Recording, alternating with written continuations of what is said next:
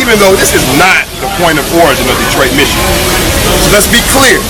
Detroit, the original inhabitants of Detroit, Ottawa, the Potawatomi, and the Ojibwe live along what we now know as the Detroit River. They build their settlements along the river for trading purposes and, of course, for fishing and transportation to go from one place to the other. Of course, they were boating. And these indigenous people had a number of settlements along the river. Okay? And I didn't mean to interrupt. That's all right.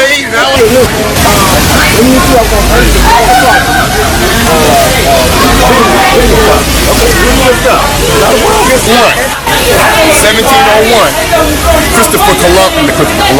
the Christopher Columbus of Detroit, Antoine de la Mothe Cadillac, a Frenchman, arrived on the river bank of what we now know as Detroit. He built a fort there. The French had already started some settlements in what we now know as Canada. They were attempting to find what is now known as the Northwest Passage. Remember that Christopher Columbus, was sent by the Spanish.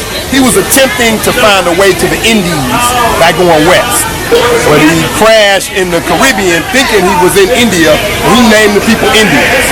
And because of Columbus being lost, we got Indians in America,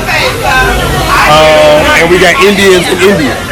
Instead of just saying, no, Columbus was lost. This man didn't know where he was going. One group of people are Indians, they from India, another group of people not. The world just renamed the whole group of people Indians. Now we got Indians in two places. And then we got some black folks who will tell you, I'm West Indian. And so we got three groups of Indians because of Columbus being lost. Well, the French said, okay, well, Columbus didn't make it to the Indies, but he was on the right track. Maybe if he had gone north a little bit, we would have been able to make it to the Indies. And they call that route the Northwest Passage. And they were trying to do the same thing. And they never made it, but they set up some settlements in Canada. And in 1701, he built the first settlement on the riverfront, and they was named Fort Pontchartrain du Detroit. Fort Pontchartrain du Detroit. All right? And of course, it was right on the riverbank. They built a fort, a wooden barricaded fort, and they began to trade with the Native Americans, mainly for fur. So the fur trade begins in Detroit. They had already been doing it in Canada, but now they're beginning it in what they call Detroit. The French called it Detroit. And of course, they corrupted the pronunciation of the Ojibwe people to Chippewa. So Chippewa and Ojibwe, that's the same people. But Chippewa is the European corruption of their real name, Ojibwe. Okay. So they begin to trade. Of course, the most abundant animal with fur is the beaver. So beaver fur becomes the most abundant fur right in this area. But they also trade mink, ermine, raccoon, rabbit, fox, all of those other animals with fur. But beaver being the most abundant becomes the main fur trade. And of course, what they're trading to the Native Americans are metal items like iron, pots and pans, rope, liquor, and other items from Europe that the Native Americans don't already have. And eventually, there becomes a trade addiction. The Native Americans they need these things. They're now dependent on these things. And so the Europeans can take them away and use them as tools to manipulate the Native Americans. And use it as a divide and conquer technique. Same thing they did in Africa. Same thing they did in Asia. Same thing they did in South America. So they do that here in Detroit. So from 1701 to the 1760s, this was a French settlement. It started as a fort on the river, and the fort grows and grows all the way to that street right there.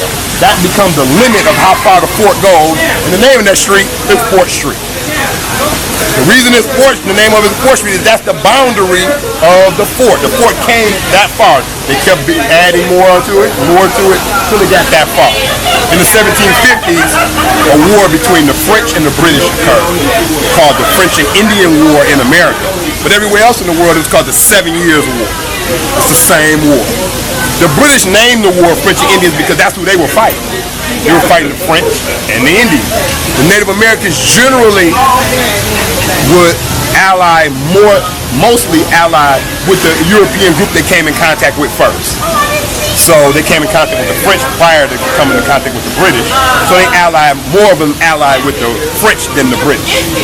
So it was called the French and Indian War. The British win. From the British perspective? Yes, from the British perspective.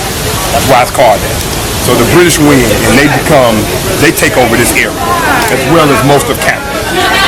They take most of Canada from the French, who took it from the Native Americans, and they take this settlement from the French, who took it from the Native Americans.